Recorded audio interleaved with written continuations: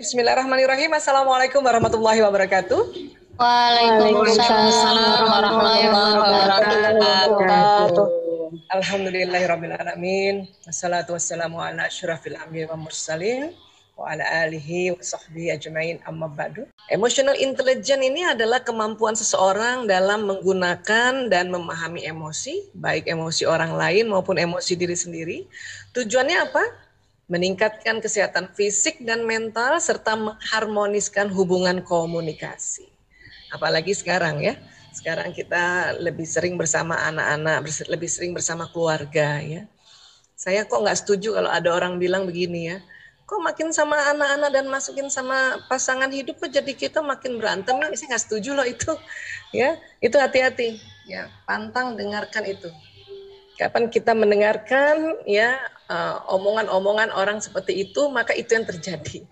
Ya, saya malah menganggap alhamdulillah ini betul-betul momentum kita kembali bersama keluarga yang tadinya mungkin sibuk di luar, atau sebetulnya juga ya namanya juga kita banyak sekali ya dulu sebelum pandemi ingin ke sini, ingin ke sana, ingin kemari dan sebagainya, sehingga kita ya waktu untuk keluarga sedikit, tapi sekarang rupanya alhamdulillah ya waktu keluarga banyak. Dan sekali lagi kalau ada orang bilang ya kok tambah makin dekat sama anak makin kelihatan ya jelek-jeleknya, itu keliru besar ya.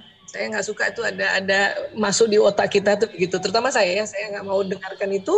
Dan akhirnya kita mencoba cari apa sih sebetulnya. Oh, kalaupun kesel sedikit itu wajar, kalaupun kesel ya satu ketika itu wajar ya, bukan karena pandemi ini dan sama-sama kita dengan anak jadinya kesel, bukan itu, tapi hanya kewajaran saja. Satu ketika berapa menit kita kesel, berapa menit kita marah, itu wajar banget ya. Memang di pandemi orang tua tegang ya, tapi anak juga tegang ya. Tentu juga guru tegang. Ya, jadi semuanya tegang. Ya, jadi memang yang dibutuhkan adalah pengendalian emosi sebetulnya. Ya. Nah, sekarang kalau tadi kita sudah tahu definisi emosi, dan kemudian juga kita sekarang mengutamakan juga bukan hanya intellectual quotient ya, atau kecerdasan intelektual, tapi ya kecerdasan emosi ini perlu kita pelajari dan diulang-ulang ya. Kadang-kadang ada orang bilang, kok saya bisa kok kendalikan emosi ya. Iya, tapi pengendalian emosi ini perjuangan seumur hidup. Jadi harus kita belajar lagi, belajar lagi, belajar lagi. Kadang-kadang sudah banyak belajar juga ya, baru paham. Ya, paham, belajar lagi, baru sadar kalau emosi ini adalah perjuangan seumur hidup. Pengendalian emosi ini perjuangan seumur hidup. Jadi bukan hanya pas pandemi saja, jadi kapan saja ya. Baik, nah sekarang kita lihat dulu ya pembagian tugas sekolah dan rumah ini ya, atau kerjasama antara sekolah dan rumah ya. Satu, sekolah dan rumah ya. Sekolah memang disinilah fungsi pengajaran. Jadi Bapak Ibu guru mengajarkan, memberikan informasi ya. Rumah pendidikan. Rumah itu dididik, mendidik. Artinya waktu mendidik nggak cuma ngasih tahu, tetapi dikasih lihat. Ya, jadi anak bukan hanya dikasih tahu, tapi anak melihat juga perangai, perilaku, habit, kebiasaan kita nih orang tua di rumah. Ya, jadi itu bedanya tuh pengajaran dan pendidikan. Kalau pengajaran kan cuma ngajarin aja. Apalagi sekarang Bapak Ibu guru mengajarkan, Bapak Ibu guru nggak lihat anak-anak dengar apa enggak, dengarnya karena kamera dimatikan ya. Tapi Bapak Ibu guru sudah memberikan informasi, sudah memberikan pengajaran. Tapi betul-betul di rumah ini kita nih sebagai orang tua yang melakukan pendidikan ya. Kemudian sekolah tuh penunjang, rumah yang utama. Ini waktu kita sebelum pandemi, kita hampir terlena, kita menganggap sekolah yang utama, rumah yang penunjang. Ya. Ini makanya hikmah dari pandemi ini kita diingatkan kembali bahwa rumah itu utama, sekolah penunjang. Ya. Walaupun sekolah dari pagi atau sampai sore atau full day atau ada yang boarding ya. Jadi dianggapnya sekolah utama, padahal rumah yang utama. Kemudian sekolah memang asisten ahli, rumah penanggung jawab. Di rumah ini penanggung jawab, orang tua ini penanggung jawab. Ya, Bapak Ibu guru memang asisten ahlinya. Ya. Kemudian sekolah ini ya tentang pengetahuan dan kecakapan, rumah ini karakter ya. Rumah inilah orang tua yang harus mulai mengajarkan anak-anak kita nih wataknya apa, kemudian watak ini diukir, itulah namanya karakter. Karakter nih bahasa Latinnya ya dari kata karaso yang artinya to mark atau mengukir. Apa yang diukir? Watak. Itulah makanya orang tua sekarang perlu belajar juga sedikit-sedikit tentang jenis watak diri sendiri, watak pasangannya, dan watak anak-anaknya. Watak anak pertama, kedua, ketiga beda-beda itu. Ya, kalau kita mau mengukir sesuatu bahan dasar, harus tahu kayu kah, besi kah, plastik kah, batu kah. Ya, nah ini yang harus kita pelajari. Makanya senang sekali saya ya banyak sekali sekarang ya sekolah-sekolah atau seminar-seminar parenting itu dalam rangka kita untuk mengukir watak ananda kita. Ya. Kemudian sekolah ini transformasi knowledge ya. Nah, rumah penularan. Hati-hati ayah bunda, di rumah ini nular. Ya, sekolah kan hanya memberitahu, di rumah nular. Kalau sekolah misalnya gampang saja mengajarkan kita untuk tegakkan sholat 5 waktu, di rumah ibunya nggak sholat misalnya, apalagi ibunya memang ya tidak berhalangan, tidak sholat. Waduh, ya nauzubillah min dzalik ya. Nular itu nular. Mungkin kita bisa paksa marah-marahin tuh anak, tapi apa? Menular, sangat menular. Belum lagi nanti kalau kita bicara tentang vibrasi juga menular. Ibu lagi kesel, anak akan kesel juga. Ibu lagi senang, anak akan senang juga. Itu ada vibrasi gelombang elektromagnetik yang keluar dari tubuh orang tua. Ya, makanya anak-anak sekarang suka bilang ya, vibe-nya nyokap gue, zaman dulu ngomongnya nyokap ya, vibe-nya bunda aku itu nggak enak banget.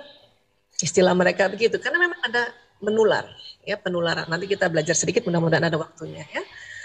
Kemudian sekolah kawah cakra muka. Jadi kalau misalnya kalau kita belajar silat itu betul-betul penggemblengan ya di sekolah itu. Nah, rumah inilah proses pemulihan dan motivasi, recovery dan motivasi. Jadi kalau anak misalnya capek nih belajar PJJ, kemudian di rumah sama bundanya dia berkeluh kesah, itu memang tugas kita sebagai tempat pemulihan. Bunda aku bosan. Nah, sudah kita dengerin.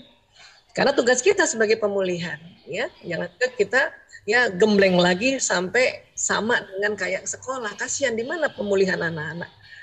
Ya, ini yang makanya inilah pembagian sedikit ya, pembagian perbedaan. Ya, sebetulnya masih banyak tapi ini yang paling utama antara sekolah dan rumah. Harus kita sadari bersama supaya apa? Supaya tidak semuanya kita meminta ya semuanya ini di sekolah ya. Inilah betul-betul ya pandemi ini luar biasa, mau nggak mau suka nggak suka ya kita dikembalikan ke fungsi masing-masing. Sekolah fungsi dan perannya apa, rumah fungsi dan perannya apa ya.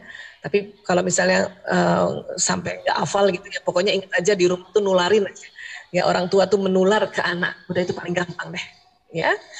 Baik.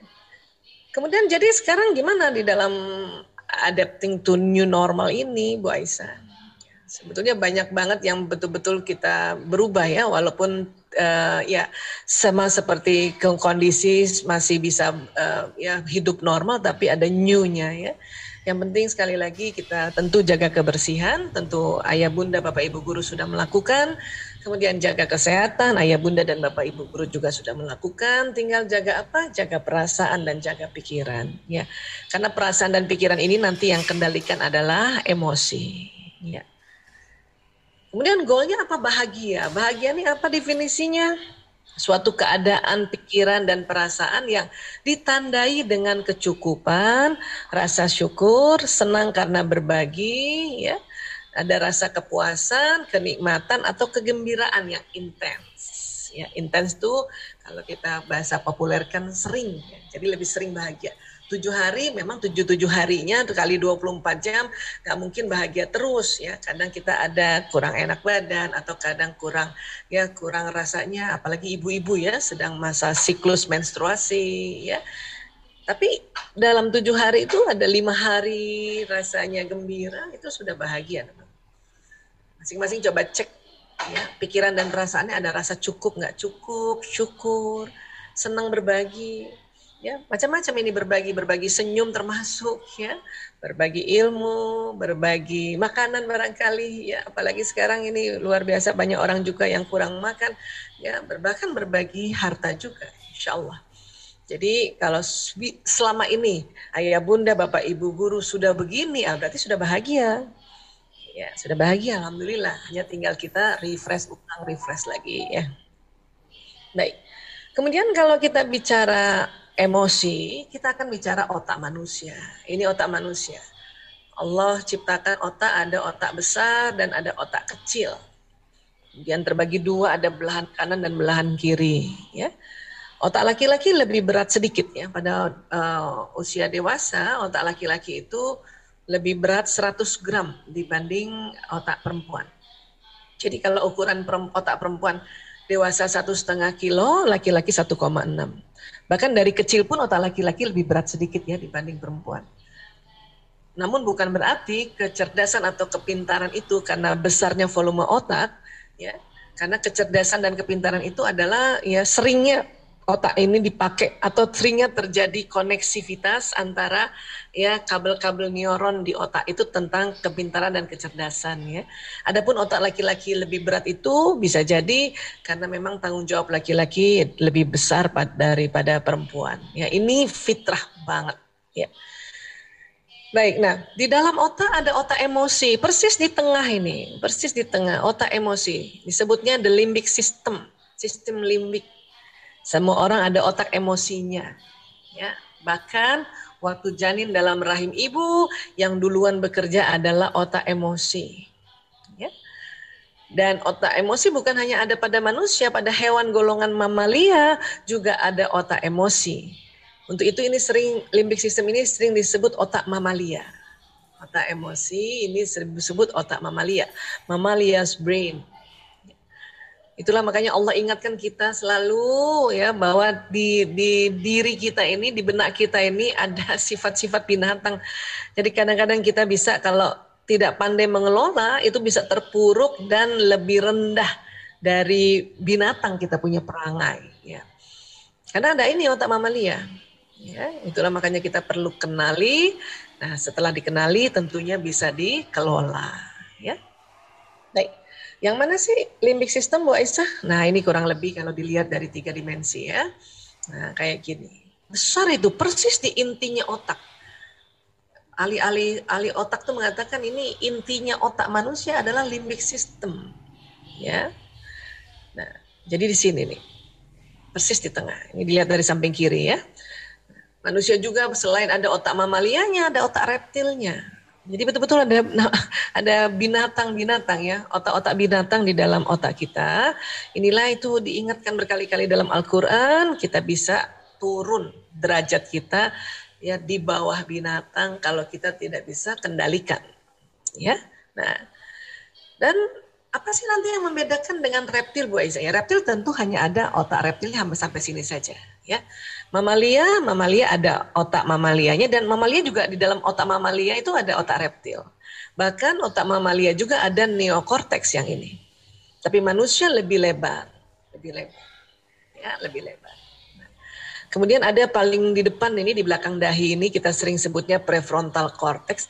Nah, disinilah kalau kita belajar atau diberikan nasihat atau ya mendapat pelajaran dari orang tua kan, dari bapak ibu guru, nanti insya Allah masuknya di sini nih, ya, ini tempatnya di sini nanti, di prefrontal di sini.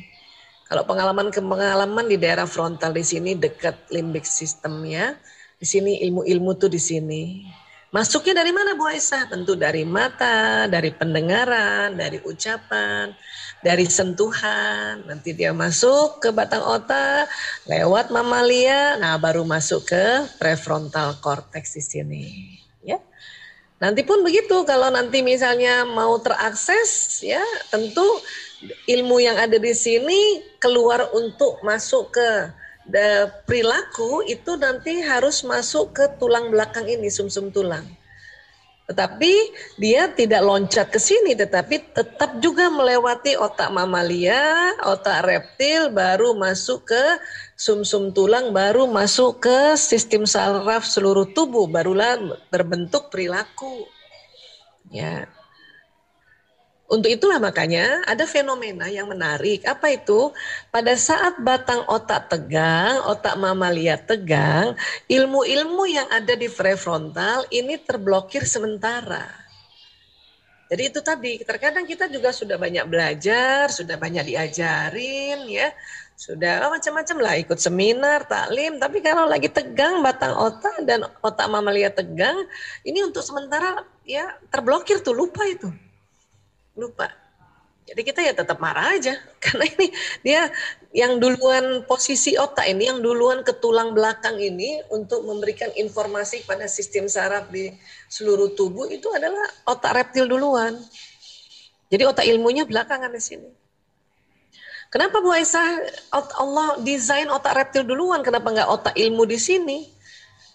Allah maha mengetahui, Allah maha mengatur, yang baru terungkap dia punya misteri ya, dari nanti jutaan misteri yang belum lagi terungkap saat ini adalah bahwa otak reptil ditaruh duluan oleh Allah di atasnya sumsum tulang ini dikarenakan otak reptil ini membuat manusia apabila ada serangan baik dari orang kah, dari binatang yang mengancam dirinya, atau dari kondisi ya, keadaan yang mengancam dirinya, maka batang otak ini harus tegang dulu kerjanya.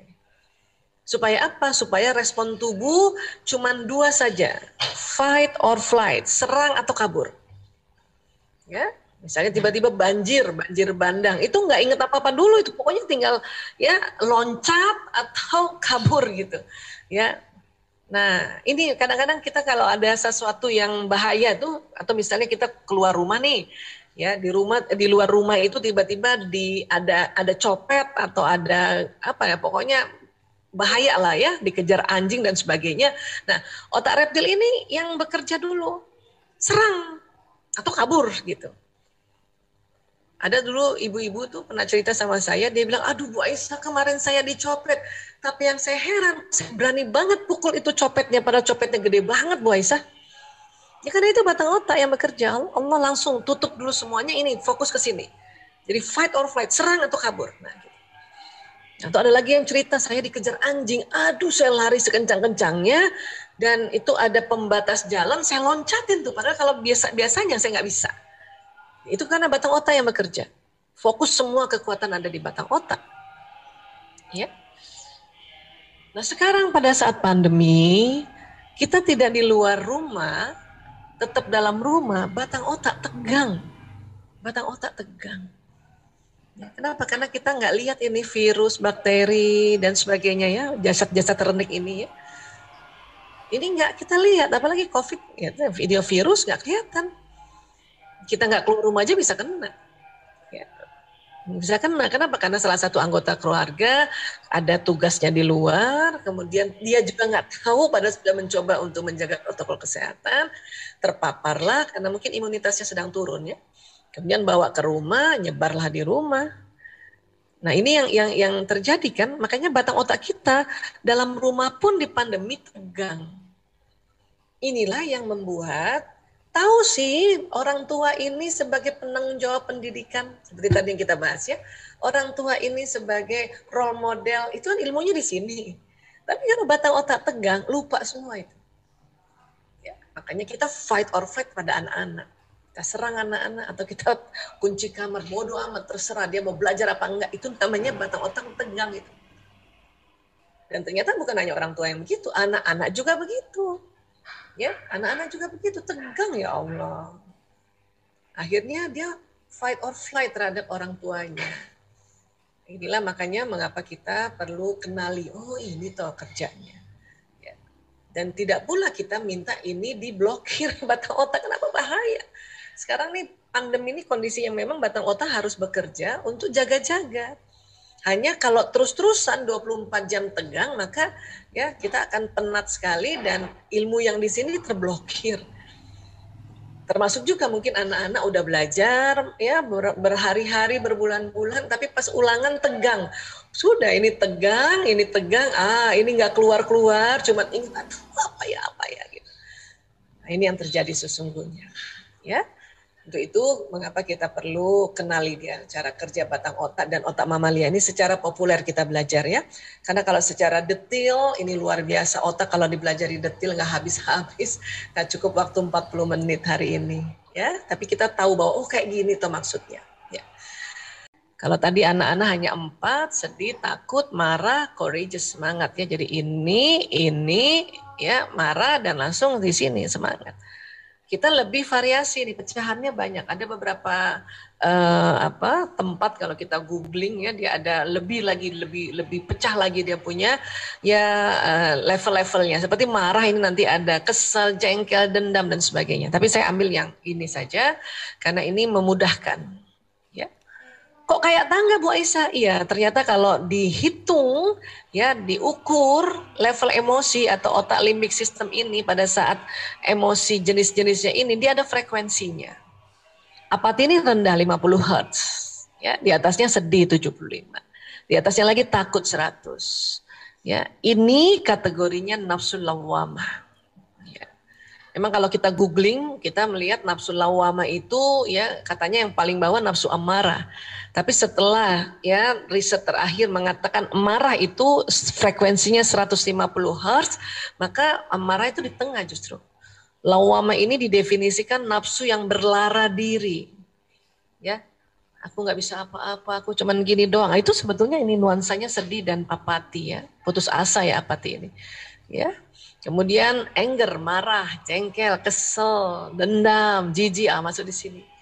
Ya, di atasnya lagi ada pride, ya, membangga-banggakan. Bangga boleh, tapi kalau membangga-banggakan, ya, itu masih di nafsu amarah itu, 175 Hz. Ya. Nah, mulai di atasnya courageous atau semangat ini 200 Hz. Ya, ini sudah masuk zonanya nafsu mutmainnah. Di atasnya lagi acceptance, di atasnya lagi peace, dan di atasnya lagi enlightenment, pencerahan gitu. Oh gitu ya, nah, itu pencerahan itu.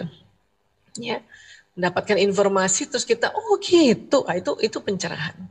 Ya nanti kita lihat ya, nah, untuk naik pencerahan itu caranya apa? Ya, nah, jadi mulai dari courageous sampai pencerahan ini kategorinya nafsu mutmainnah. Ya, emosi memang ada yang negatif, ada yang positif. Termasuk juga nafsu, ada yang negatif, ada yang positif. Memang yang positif itu lebih sedikit daripada yang negatif. Dan ini semua ada di limbic system, ada di otak manusia. Ya. Kita hanya bisa pas lagi turun, naikkan lagi cepat-cepat. Pas lagi turun, naikkan lagi cepat-cepat. Itulah tadi saya di awal mengatakan, memanage emosi ini adalah perjuangan seumur hidup. Ya, sedang turun, naik lagi. Kita sudah accept bahwa pandemi ini kita ada di rumah, ya. Setahun ini kan tentu sudah accept dong ya. Waktu di awal-awal mungkin kita masih marah, masih kesel gitu ya. Sekarang udah terima. Tapi kalau kita lagi pernah dengar bahwa beberapa hari yang lalu ya atau beberapa minggu lalu, ya. Pengamat mengatakan bahwa kemungkinan pandemi ini bisa lebih 2 tahun, itu bisa turun loh kita, bisa takut lagi. Bisa turun, saat itu juga turun itu. Tapi itu tadi, yang Allah minta adalah pada saat di bawah cepat-cepat naik ke atas. Walaupun kita tahu bahwa pada saat turun ini lazim. Kenapa? Ini ada di otak kita. Hanya diminta cepat-cepat naik ke atas.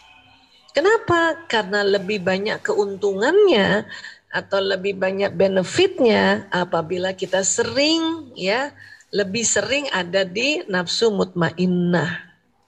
Ya, nafsu mutmainnah. Lebih banyak benefitnya, lebih banyak pahalanya.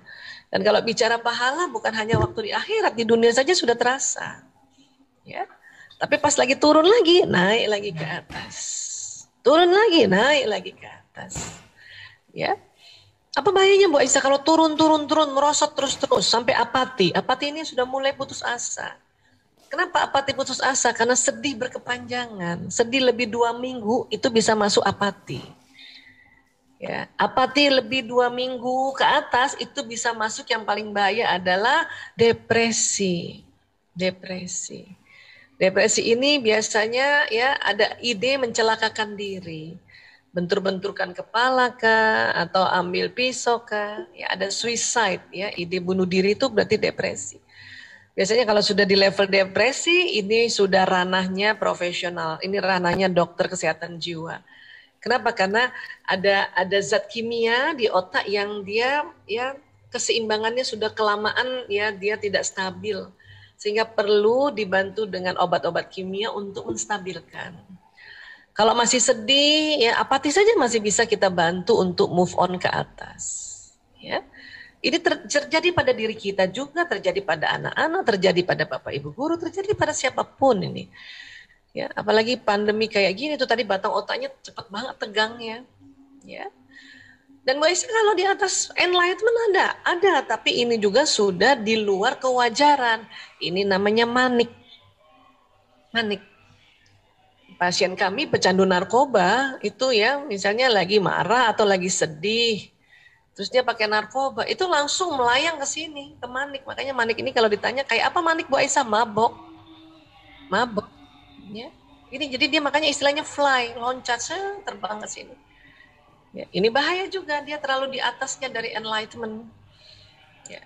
Itulah makanya kita dalam Islam, setiap pun kita ada rasa bahagia, rasa senang, pokoknya rasa gembira, tetap harus sebut Allah. Masya Allah, tabarakallah, alhamdulillah, subhanallah, kan gitu ya. Karena supaya tidak masuk ke manik. Ya. Karena ada kondisi-kondisi sekarang ini yang disebut masuk ke manik depresif. Yang kita sering istilah ya sekarang namanya bipolar. Itu namanya gangguan mood itu. Ya. Ini perlu juga ditangani oleh profesional. Supaya apa? Supaya dibantu. Kasihan kalau enggak. Nanganin sendiri susah kalau di manik. Ya, ini bisa habis-habisan teriak-teriak, bisa ya. Depresi juga gitu susah. Makanya kita menjaga untuk emosi kita berada di level mutmainnah. Pada saat turun, cepat-cepat naik ke atas. Turun, cepat-cepat naik ke atas. Ya. Dan inilah yang dikategorikan zona ikhlas. Pagi-pagi nemenin anak PJJ, kesel. Oke, kita di sini. Tapi kalau kesel terus-terusan 3 jam berarti dampingin anak berarti sudah di luar zona ikhlas. Rugi nanti. Ya, rugi. Tapi kesel Bu Aisyah, nggak tahu sih kalau pagi-pagi kesel. Itu juga lazim, wajar. Ibu-ibu ya. Kadang-kadang ya banyak banget sih yang dipikirin, jadinya kadang-kadang kesel. Pas anak dibangunin gak bangun-bangun mungkin ya. Bangunin subuh gak bangun-bangun jadi molor ya, kesel ibu kan. Tapi boleh gak keselnya jangan lama-lama di sini. Cepet-cepet move on ke atas. Artinya misalnya nih 3 jam dampingin anak-anak ya. Dampingin anak-anak PJJ ya. 5 menit aja lah di sininya lah. 5 menit. Ya. 2 jam 55 menit sudah di level courageous kah, atau bahkan acceptance, atau bahkan peace, damai. Sehingga 2 jam 55 menit kita mendampingi anak itu di zona ikhlas. Ya, Masya Allah. Ini banyak banget keuntungannya, demi Allah banyak sekali keuntungannya kalau kita bekerja di zona ikhlas. Ya. Terkadang siang bisa turun lagi lo marah. Entah kenapa barangkali ada aja yang bikin bunda marah. Itu juga lazim. Tapi cepet-cepet lagi naik ke atas. Ya. Supaya apa? Supaya dalam 24 jam ini lebih banyaknya di zona yang ikhlas. Ya. Baik, benefitnya apa Bu Aisyah? Benefitnya banyak sekali, nggak bisa dibahas hari ini semuanya. Tetapi kalau dari sisi kesehatan ya, ini luar biasa ini. Nanti ya. Namun sebelum kita bahas sisi kesehatan, kita lihat dulu di surat Al-Hadid ya ayat 22-23 ini. Bismillahirrahmanirrahim. Tiada suatu bencana pun yang menimpa di bumi dan tidak pula pada dirimu sendiri, melainkan telah tertulis dalam kitab ya, Lauhul Mahfuz sebelum kami menciptakannya. Sesungguhnya yang demikian itu adalah mudah bagi Allah. Ya, inna dzalika 'alallah yasir. Mudah. Kan ini kalau kita anggap ini bencana ya menimpa di bumi ini ya sudah tertulis rupanya. Tapi tulisannya apa di kitab Lauhul Mahfuz kan kita nggak tahu. Bisa jadi sebetulnya ya tertulisnya adalah kalau manusia makannya halal dan toib, maka dunia damai gitu ya, sejahtera. Mungkin begitu. Tapi kalau manusia makannya yang tidak halal dan tidak toib, maka terjadi bencana. Mungkin begitu kan? Ya. Allah hanya mau menyampaikan bahwa itu mudah bagi Allah. Ya, mudah itu. Ya. Nah, kemudian apalagi yang Allah minta sebetulnya di ayat 23? Kami jelaskan yang demikian itu supaya kamu jangan berduka cita terhadap apa yang luput dari kamu, dan supaya kamu jangan terlalu gembira terhadap apa yang diberikannya kepadamu, dan Allah tidak menyukai setiap orang yang sombong lagi membanggakan diri. Ya, jadi kalau ini ya ayat ini kan ya betul-betul kita diingatkan oleh Allah untuk jangan berduka cita. Kenapa? Kalau nanti bisa depresi. Ya. Dan jangan terlalu gembira. Ya, jangan berduka cita, nanti depresi. Jangan terlalu gembira, nanti manik. Dan Allah tidak suka ya orang yang sombong lagi membanggakan diri di sini. Itulah Allah ingatkan kita di surat Al-Hadid tadi, termasuk dalam bencana ini. Ya, karena ada yang kita nggak ya luput dari kita nggak bisa itu. Kita udah ya kembalikan pada Allah semuanya supaya tidak sampai depresi. Tapi juga jangan terlalu gembira, bahaya nanti mabok manik. Ya, otak tuh suka bisa los ya. Dan kita diminta tidak boleh sombong, nggak boleh kita tantang itu virus, mana tuh virus COVID, nggak boleh. Allah sudah ingatkan di Al-Hadid ayat 23. Jadi kita diminta itu lebih seringnya di sini nih. Ya, turun cepet-cepet naik, kalau bisa loncatin nih sombong nih. Ya, naik di sini lagi. Ya. Profesor David Hawking mengatakan getaran magnet energi di bawah 200 Hz menyebabkan seseorang mudah terserang penyakit. Jika frekuensi energi seseorang 200 Hz dan di atasnya, maka dia senantiasa sehat. 200 mana Bu Aisyah? Ini dia courageous. Ya. Itulah makanya mengapa kalau lagi pas turun cepat-cepat naik ke atas, minimal di sini ya, di courageous. Ya. Itu makanya kita kenapa kasih yel-yel pada diri kita atau anak-anak, ya mohon semangat. Bahkan kalau di chattingan tuh ada tulisan semangat. Itu supaya kita berada di 200 dulu nih. Bagus lagi di atasnya, ya. Nah, Profesor David Hawking mengatakan di dunia ini dia telah melihat orang yang mempunyai frekuensi positif 700 Hz sampai 1000 Hz, maka kekebalan tubuh atau imunitas dan vitalitasnya sangat tinggi. Yang mana Bu Aisyah nih 1000 ini? Ya, ini dia 700 sampai 1000 enlightenment. Gimana cara masuk di enlightenment? Ya. Cara paling mujarab ternyata adalah baca Quran. Mujarab banget baca Quran, ya Allah. Ya. Berikut artinya tentu ya, baca Quran. Karena kalau kita baca Quran itu, ya satu huruf itu ada 10 kebajikan. Jadi ada 10 power, 10 ya naik itu 10 frekuensi. Ya, satu huruf ya, bayangkan alif, lam, mim itu bukan satu huruf, alif 1, ya, lam 1, mim 1, jadi 30, baru baca alif, lam, mim itu sudah 30 Hz naik kita. Ya. Nah ini yang keren banget, Masya Allah, ya Allah. Ya. Saya juga terasa tuh kalau lagi mens nggak bisa baca Quran sendiri, ya itu langsung rasanya, aduh naik ke atas susah banget ya. Makanya digantikan dengan apa? Mendengarkan tausiah, mendengarkan kajian-kajian. Dengerin, sekarang gampang banget ya. Tinggal cari di YouTube mana ya guru-guru kita yang kita saat ini mau pilih hari ini. Ya, itu karena mendengarkan tausiah juga untuk bisa menaikkan ke pencerahan, enlightenment. Ya. Baik, kalau cara-cara lain gimana Bu Aisyah? Ya. Nah, ini kita harapkan tidak depresi dan tidak manik ya. Ya ini surat Al-Baqarah 153. Bismillahirrahmanirrahim. Ya ayyuhallazina amanu sta'inu bis-sabri was-shalah innallaha ma'as-sabirin. Hai orang-orang yang beriman, jadikanlah sabar dan sholat sebagai penolongmu. Sesungguhnya Allah bersama orang-orang yang sabar. Masya Allah. Mbak Isa kalau cuma sabar sama sholat, nah kita selalu begini. Alhamdulillah. Seandainya kita nggak sabar dan sholat, kayak apa kita nih? Terpuruknya bahaya banget, ya Allah. Ya, ini karena ternyata ya pada saat kita sabar dan sholat nih ya, sholat itu bisa menaikkan level emosi. Ya, dari sisi emosi aja ya, belum lagi dari benefit yang lain, itu baru dari levelnya tuh di otak emosi. Ya.